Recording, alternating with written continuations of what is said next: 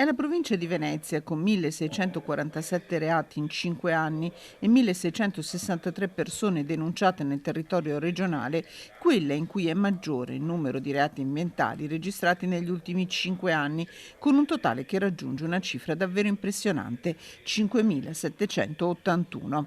Una fotografia che resta impietosa, quella scattata dal rapporto Ecomafia 2023, che registra un incremento a livello nazionale del 28,7% nel 2022.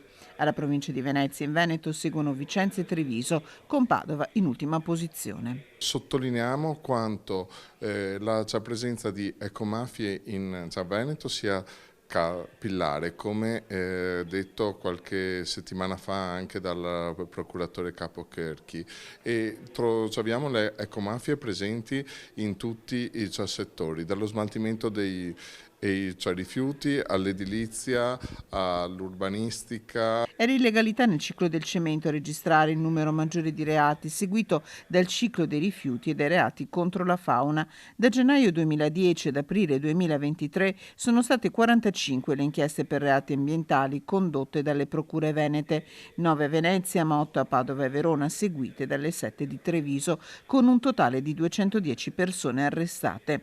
Nel corso dei processi, la Regione Veneto ha iniziato a costituirsi parte civile. Delegambiente, che ha stilato 10 proposte di modifica normativa, la richiesta di istituire un fondo per aumentare la sensibilità a partire dalle scuole. All'orizzonte ci sono le Olimpiadi Cortina Milano 2026 con l'impiego di notevoli risorse del fondo PNRR.